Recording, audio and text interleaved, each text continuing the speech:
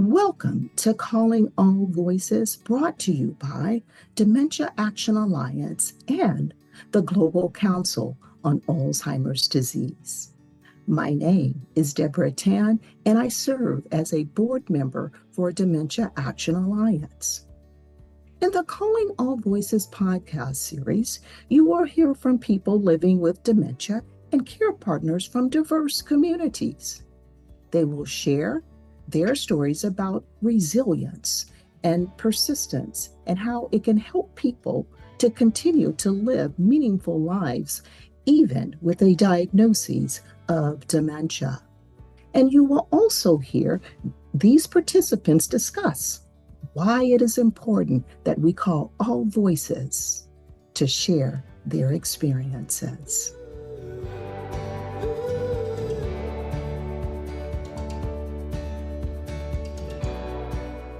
Welcome to the podcast series, Calling All Voices. Calling All Voices focuses on hearing from the lived experiences of those who are often marginalized, underserved, and unheard. My name is Jessica, and I have the privilege of hosting this series of Calling All Voices that is focused on hearing from individuals from the Asian community. In today's podcast, I am so excited to have Mary and Peter join me to explore some important topics.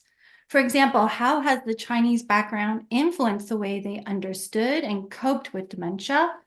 Some of the common experiences that care partners may go through, and the need for more information and access to ethnoculturally appropriate services and supports. But before we get started, let me tell you a little bit about our guests. Let's start with Mary. Mary was born in Taiwan, grew up in Canada, and spent 10 years working in Europe, plus projects in New Zealand, Southeast Asia, many parts of US and Canada.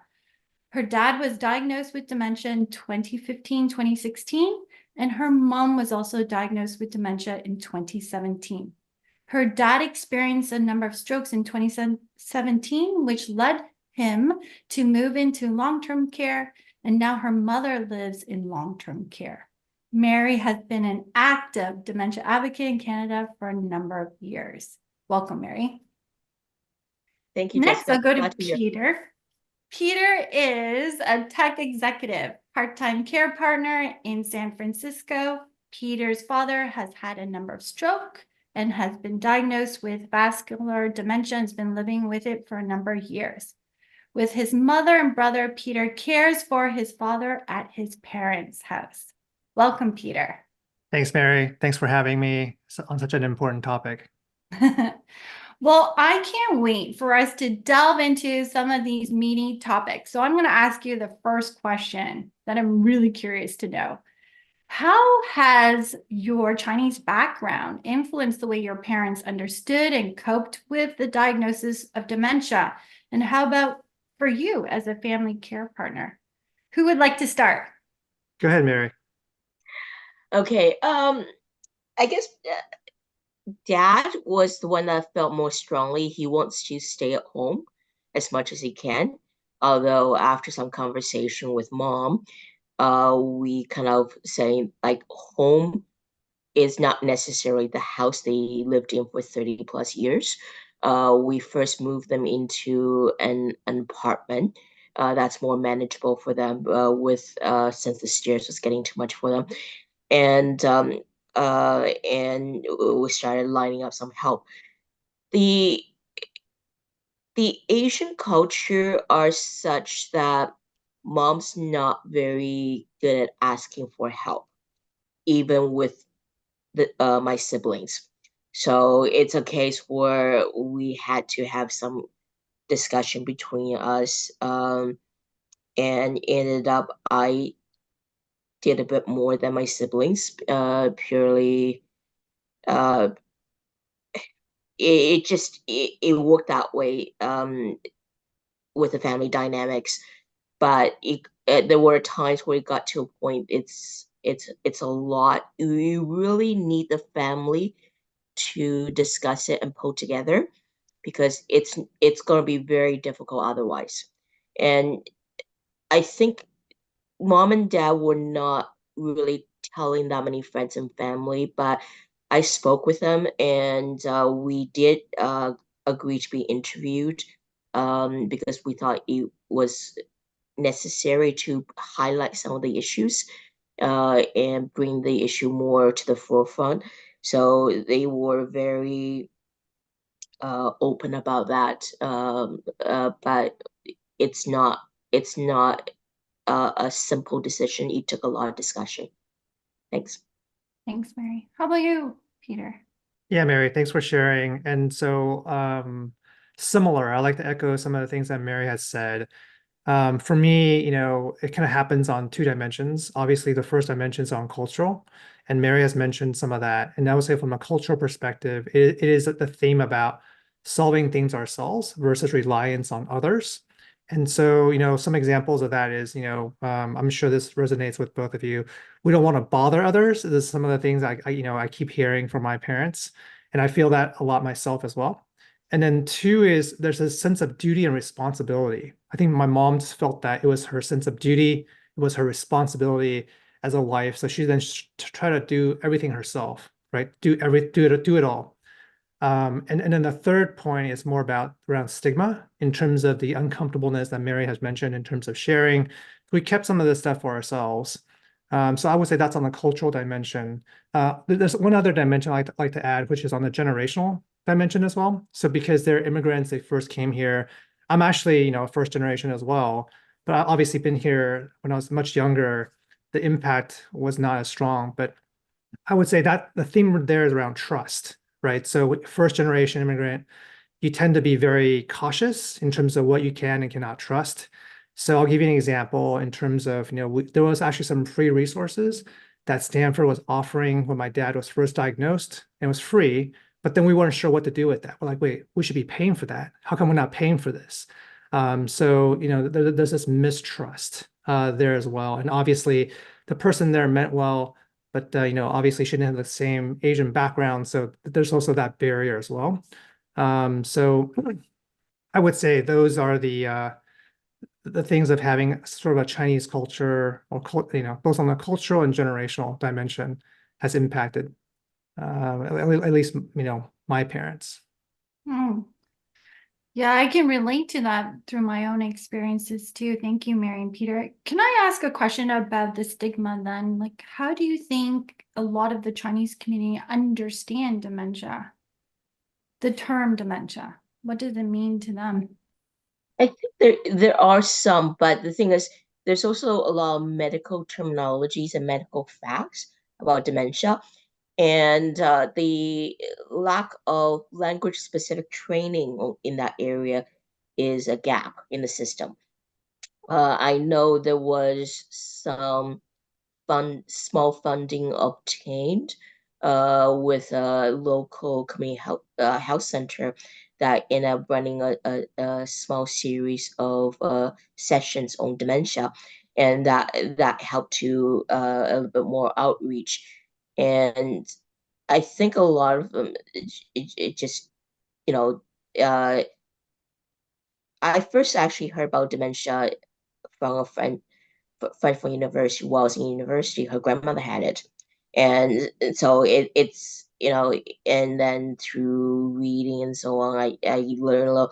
But most of the my knowledge came from after dad was diagnosed, and I dug quite a bit into the medical facts. I got into as many training as I could, read some research papers and so on. And that, I think, it's harder if with somebody facing a language barrier, for example.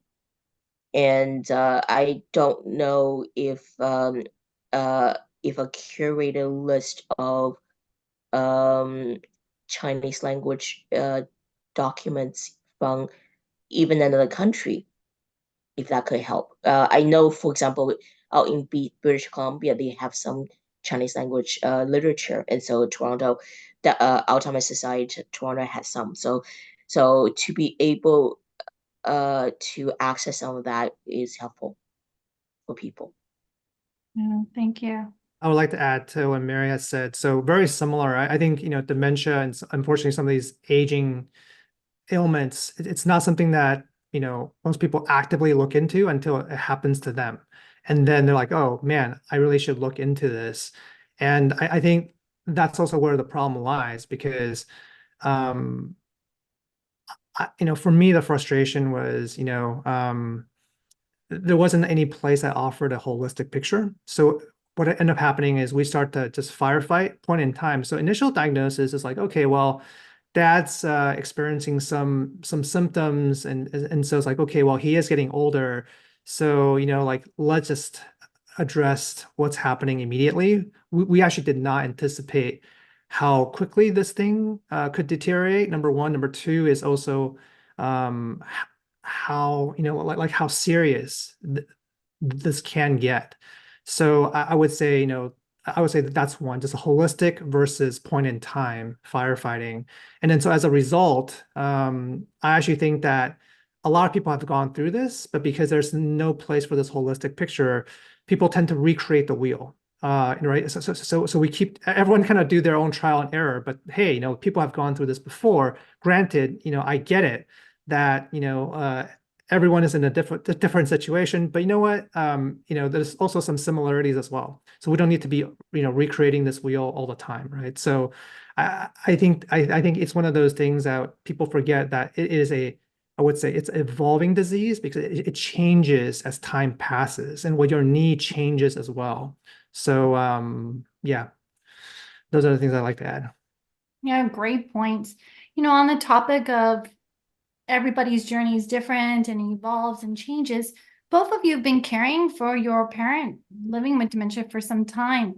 Mary, I think you've been about caring and supporting for about 9 years, and Peter, for you for 7 years. How has that journey been like? What have you been doing to support your parent? I think with the mom and dad, the progress is not linear, and there's kind of stages, and sometimes they're stable for quite a while, and then there's a drop, either or a gradual decline to a little bit lower level, and it's something which it's not that, and then you have sometimes something that's very sudden, like that's a paralyzing stroke that basically changed all the plans we had. And like we were actually hoping we moved them into a apartment. We were planning to bring living help, but with dad being a two-person lift, everything changed. So it fortunately it was mom who made the decision, because dad was very much against when my uncle in China had a stroke, and he was put into a nursing home by his wife and daughter. My dad was so upset at them that they weren't taking care of his brother, and that the family should be taken care of. And so I know he had a very strong views on that, but mom is a little bit more practical, and she said, I was helping them and moving, selling, cleaning out their house, selling their, fixing it up and selling the house. And she said, with a two-person lift, that changed, and we need the help of a long-term care, a nursing home, and that she was going to go in with him. So she made the decision for based upon their care needs. But hindsight is 2020. I think if I had to do it again, I will like more cards in my back pocket of what to do if this happens. So to be more prepared, because we thought we had it planned out, but life throws you curveballs, and you have to adapt quickly. But sometimes you can also do a little research ahead of time, so that you have some ideal as it progress. What are your options? Yeah, just to add to what Mary is saying, I mean, the one thing that Mary you said that really resonates is, it to me the disease is a step function with drops, because you have plateaus and you have drops, and unfortunately, it's not the nice, going from, up and to the right that most people like to say. It's actually the exact inverse curve, which is the opposite. It kind of declines this way. It only declines this way. So, from that perspective, I would say three things that, that's been helping out my parents. Obviously, one is physical. Mary has said there's a lot of like physical needs, cleaning around the house, helping out with laundry. It's just a very basic, assisted daily living or ADL activities that I need to provide along with my brother. Obviously, he kind of does most of the heavy lifting. So I would say that's one.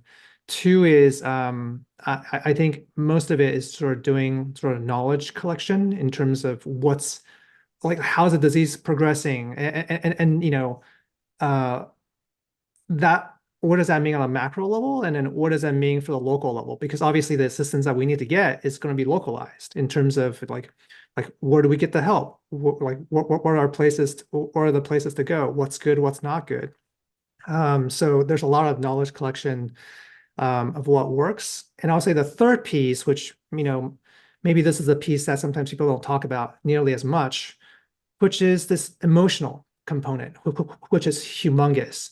So I would say, at least with my mom and my brother, I think, as this disease progresses, our roles change, and especially the biggest roles for my mom, right? She was the wife, and now she's a caregiver and the wife. I know she probably goes through her own grieving. And so some of the grievings that we don't see, but I do know that we all grieve in our own ways, in our own time, in our own space. I think there are some few, I would say, times that I actually cherish in which I do see the sadness come out in my mom and or in my brother or in myself. I think those times are rare, but when they do come out, I do feel very sad, but I'm glad I'm actually there for them, at least to be there to listen. Basically, the moments of weakness. I think those are the moments that are very sad, but I also treasure very much just to be able to be there for them in some ways. Yeah, thanks for sharing. Precious I think that's moments. also sorry. I think that's also the importance of family, because when a crisis hit, the who you can count on, and it's like emergency rooms, falls in the middle of the night, and those are things um that we're dealing with and that we have to help with. This really speaks to some of the common themes that came out of our conversations and conversations I've had with other Asian care partners around family, and how the immediate family is really the key piece to supporting the dementia journey. One thing that was mentioned quite often was that being a care partner can be lonely, especially because it's just within the family that's supporting the individual living with dementia. Can you just unpack that for me? Was that the case in your situations? I don't think my brother talks to many people about what's happening, and my sister really, she sometimes think mom dad passed away about almost 2 years ago. She sometimes thinks mom is she sees mom's decline, but she's not there to see some of mom's moments of clarity. And so it's a case where I'm still trying to involve her in some of the decisions if I can. And then if not, I try to use my best judgment on what I think she will want. But it takes a bit more time, it takes a bit more effort to consult her, but I'm trying, because I think it's it is her life, how she wants to live it. It's some of the help that's coming to visit her is paid help. And uh it's um it's done with the thought of what's best for her, essentially. So is that paid help helping alleviate some of the stress that you I might think so. experience? We only just finished the second month, so it's only once a week right now, but I think it's working out well. so we'll probably selectively increase it. Um, but it's kind of we're seeing how it goes and how it fits with other things that's available and how often we can come in and so on. It, it's uh I tend to have more time to go in the evenings, and mom's usually a little bit more tired and less able and willing to walk. And it's I try sometimes to carve out time in the middle of the day to go in, especially if I have meetings, but then it's not uh, but it's not always the easiest to do it like every single time. So we're trying to find a balance. Gotcha. Yeah, I'm actually glad to There's hear that. Oh, sorry. I'm actually glad to hear, Mary, like, you actually got your mom help. I think, for my parents, we're still at a stage which, they rely on like me and my brother, or my mom relies on the family the most. And so, it definitely can be a very lonely experience. I would say from two ways of looking at it. The first way, just internal to the family, because every time that my brother or me and my mom, like, even all of us are in the same space, there's so much to do, as you know, Mary. Like there's just so much to do. So we're just triaging. Yep. Everyone's actually trying to see what help is needed. So like, I would just say, okay, laundry needs to be folded. I'm going to do laundry, or like, my brother, like, okay, like, we need to vacuum, and so everyone's always triaging. And so, but by the end of the day, everyone's actually exhausted. And so, why is it lonely? We're actually all in the same space. We're working together. That's great. However, it is very lonely because I don't think we actually ever had time or the energy to sit down and says, "Hey, how are you doing? Like, how are you feeling about this?" I feel like in some ways I've lost that closer connection with my brother and my mom. And when we get together, I know we're together as a family, but we're just there for the task versus just really checking in on each other and say, how are you doing? How are you feeling? What can we do differently? Let's just sit down and take a deep breath.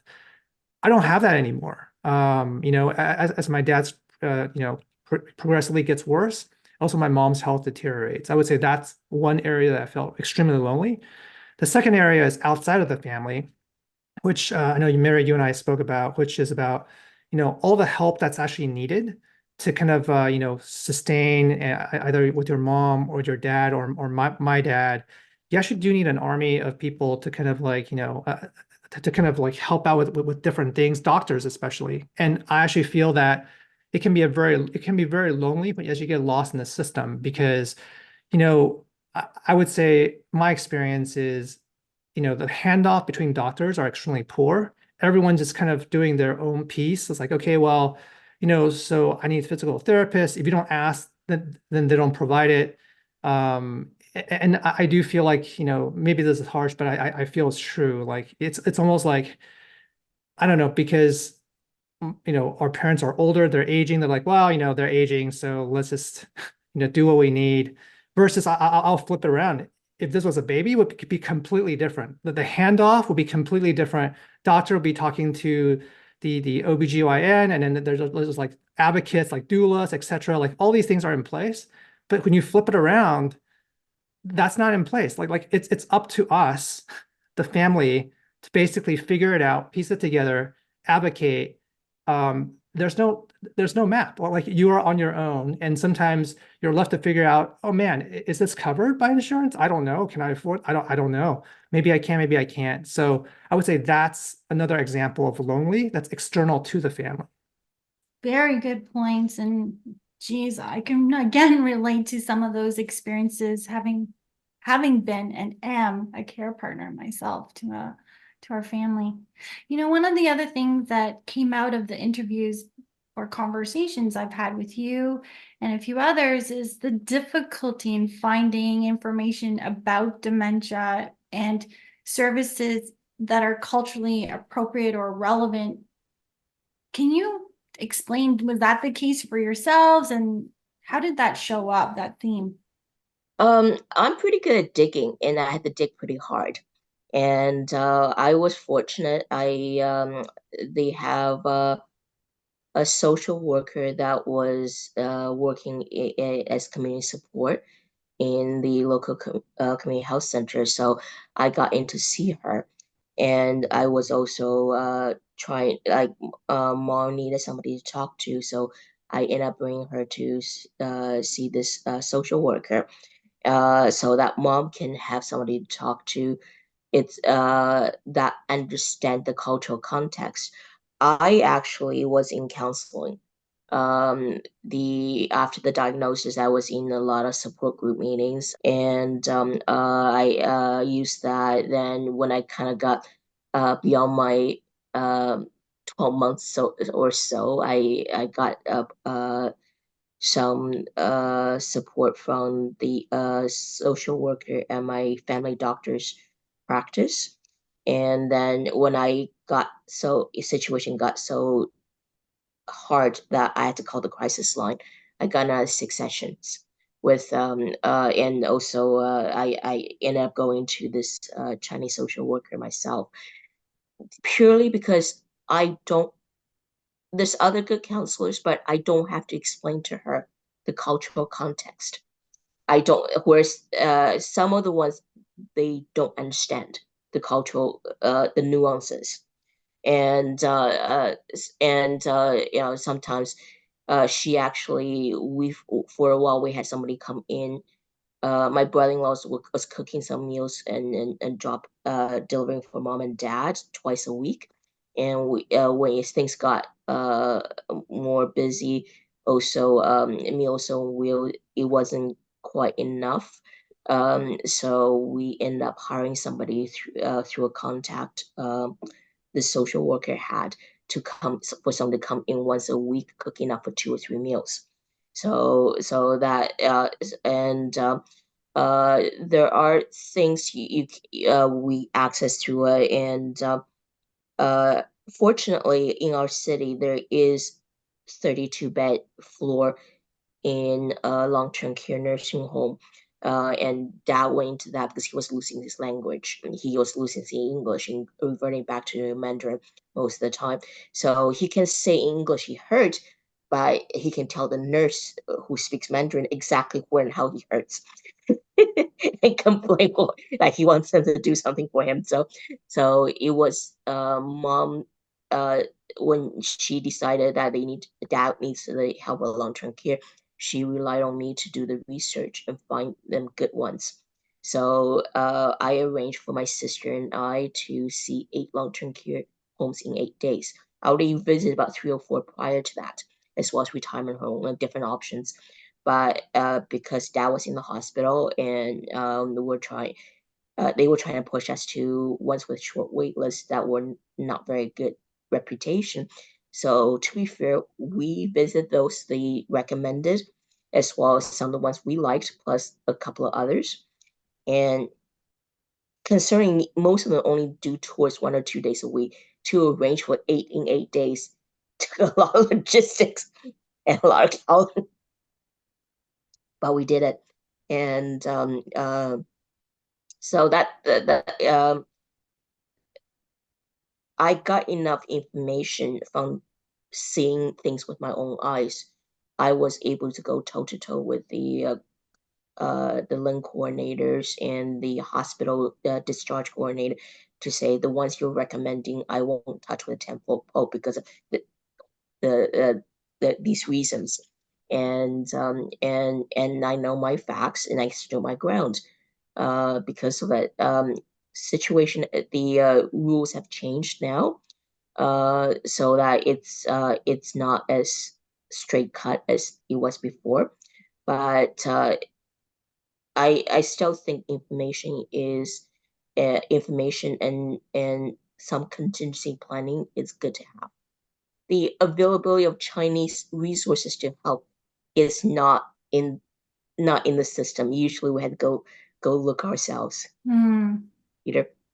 Yeah, so very similar. I I do think that the success of, like, the person with dementia really depend on their advocate. an advocate could be their kids or whoever it is, because there's just so much information out there. You got to do so much digging yourself to find the ones that are relevant for you in some ways, right? So, for me, it was hard to find information um, on many things. So I kind of see information in kind of three pieces. The first piece is, just on the daily activities, because my dad can't do some of them, as his disease progressed. So those are like, what works, what doesn't work, what kind of diapers are most absorbent so that my mom doesn't have to wake up in the middle of the night to change them multiple times. That's just a simple example. My dad can't swallow anymore. Like, what's the workaround for that? Those are very immediate, like in your face, gotta solve it, urgent now, right? And then, so that's a piece of information that, sometimes I have to dig around. You go to different forums, online, etc., just to find something that could be effective. The second piece is, it's basically around, I would say, services, also very important in terms of, which, in-home care services are the best. Is it, which agencies provide like good physical therapists? Are they, are they Chinese? Do they speak the language so that there's no confusion when they show up to the house? And then my mom can feel comfortable, can work with them and can talk to them, your PTs, your speech therapist, your occupational therapist, etc. Those are just some examples. And obviously, also researching as the disease progressed, we don't stay in home. Like, what are the other facilities that's available out there that can help support my parents? How much do they cost? Do we qualify? And I think at least in the US, and I don't know, Mary, about in Canada, but basically, if you're super wealthy, we're just going to assume that you're good, you're taken care of. If you are, not very well off at all, you're really poor, the government comes in, they assist.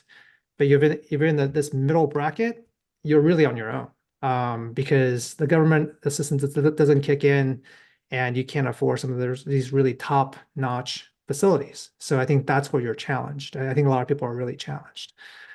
So, that's been very difficult. I guess a third piece, which, in some ways, that's how I got connected with you, Jessica, is, then there's this tech piece, which I'm still kind of wrapping my head around, to be honest with you. I also know that there's a lot of companies that's working, trying to get funding from the US government and try to solve this from a technical perspective. I mean, for me, I'm intrigued because I came from tech, I work in tech, but then sometimes I'm a little baffled in terms of what they're solving for, and whether it's effective. Sometimes it feels like it's a solution in search of a problem versus, it's actually solving a problem. So, but anyways, some of these things just intrigue me. But back to the question at hand, yeah, it is really difficult finding a good place, a good source for information.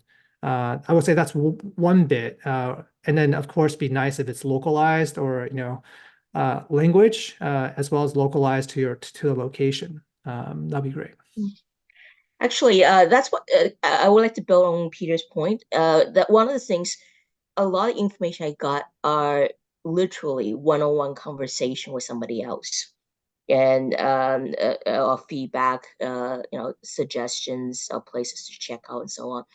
And there was I had thoughts before, if we can have a platform for caregivers that they can rate facilities, organizations, and so on. And this way people can like up and down vote, because there are fake reviews out there. You would Because it would save so much time to be able to talk to a lot of different people. What's your opinion of this organization? Or what's your review or your feedback? Because when people contact me about the retirement home mom was in for a year, there were some issues. and I was pretty open when anybody contacted me, and but it takes a lot of one-on-one conversation that takes a lot of time, and when you're doing research, sometimes you're running against time deadlines, against the time constraint. So to have something that can have reviews that you can search for your localized area, and look at the different category, and you can see feedback from other caregivers that actually uh, uh, uh, and you can see what their perspective, and see if this might be different than yours. You can factor that out in. That will make research a lot easier, to be honest. It's just a thought Good I've been idea. having. Yeah. So I'm going to ask you one last question because I think this is an important question for people who are about to or are currently on a similar journey. If what is one or two things that can or could have helped your loved one, your parent, or yourself live better or cope better with the diagnosis? I think for me, it took me a while to build my support network, and I think I would have tried to do it much faster, because it is a very lonely experience, and uh, I now have a circle of friends who maybe not all dementia, but who have been caregivers, who have dealt with issues, who have maybe not dementia in the immediate family, but know of somebody who had it, so they're understanding and sympathetic, and just even having somebody to talk to when the times are rough, and sometimes with family dynamics, uh you you're so task oriented, like Peter said, you don't have the time uh to actually talk about how you are, and and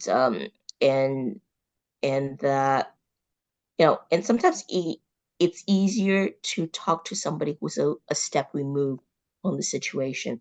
So I would say I would have built my support network much earlier, much faster. Yeah, and for me, I think just to add to what Mary said, I mean, support network definitely super very important. I would also, in addition to that, probably just, I guess, just really understand the holistic journey of the disease, because I think I was also caught up in the point-to-point firefighting, that I actually missed what this entire journey would and could look like.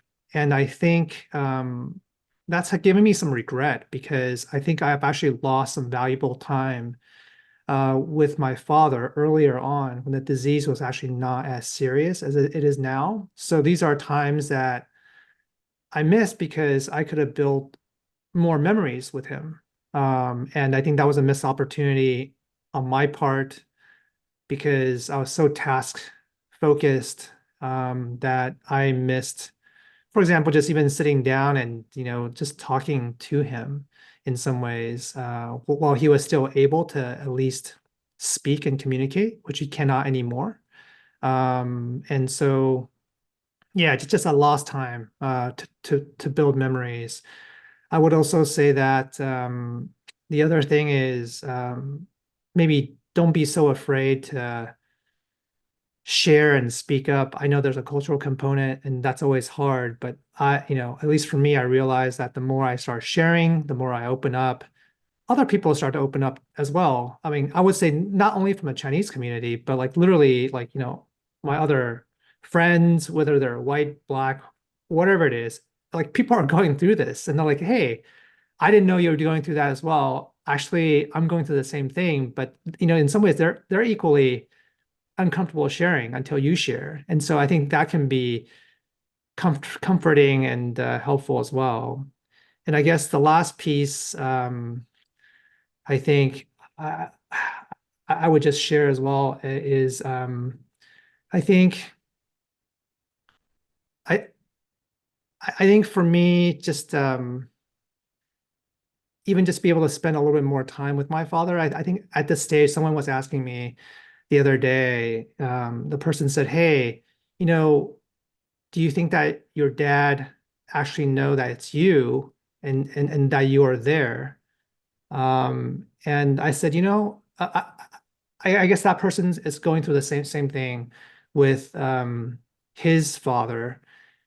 And my response to him was, I'm not sure my dad knows that I'm there, but I do know when I spend time with him, he feels more calm. So he may not know it, but he feels it. So I think, I don't know, it's something that's quite important for me because maybe I have some guilt in terms of the lost time and memory. So whatever I can provide, if it's his comfort in a form of feeling, I think that's enough.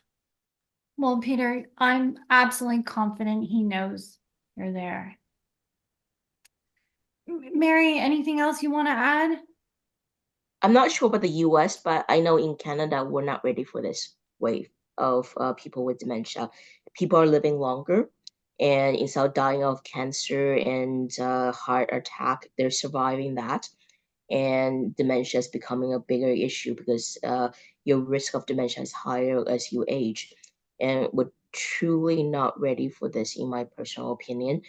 And and I don't think our healthcare system is ready for this. Um, the number of times I had to go with mom and dad to the hospital and spending time in emergency, the frailty, the dementia, we're not ready.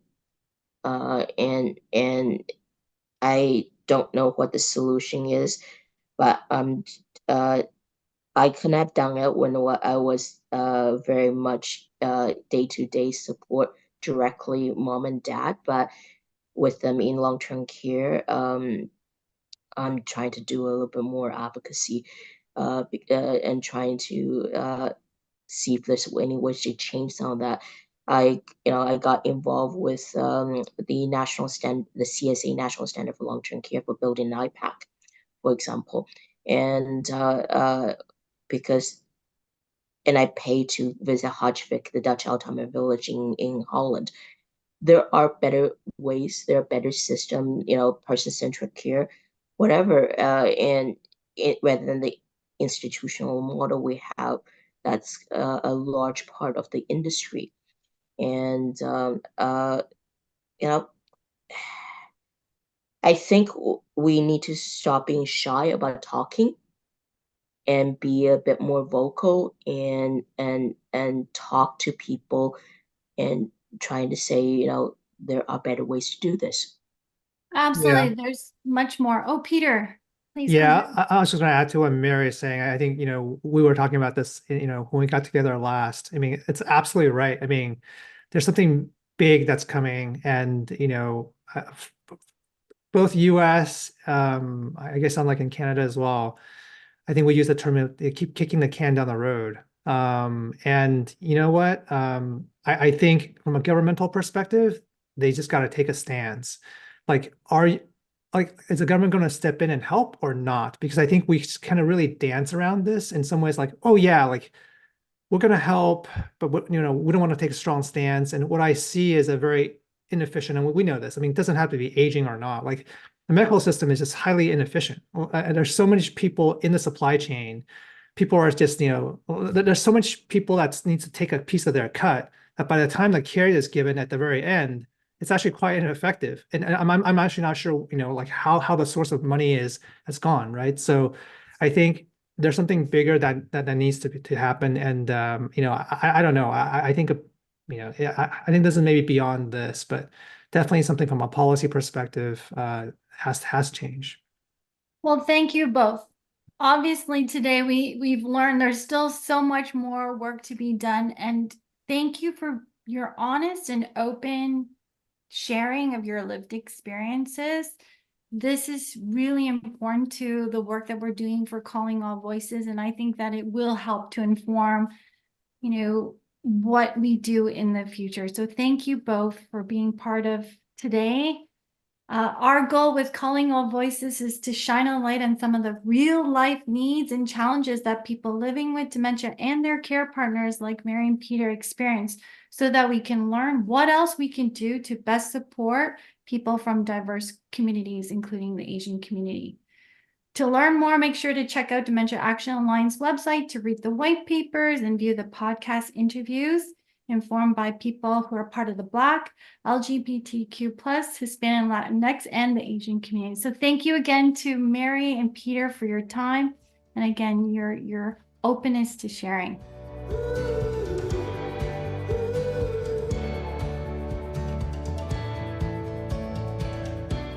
We hope that you enjoyed this episode of Calling All Voices. If you're interested in learning more, please visit Dementia Action Alliance and/or the Global Council on Alzheimer's Disease websites for resources and information on Calling All Voices. The creation of this podcast was sponsored by Otsuka Pharmaceutical Development and Commercialization Incorporated. This podcast is not, however, intended to provide medical advice. The views, thoughts, and opinions represented herein solely belong to the individuals sharing their experiences and do not represent the views, thoughts, and opinions of Otsuka Pharmaceutical Development and Commercialization Incorporated or its affiliates. If you have specific questions, medical questions that is, by all means, contact your healthcare provider. If you enjoyed what you heard today, please make sure to subscribe to this series and share a review and let others know what you heard and or experienced on today. I'm Dr. Tan, and bye for now.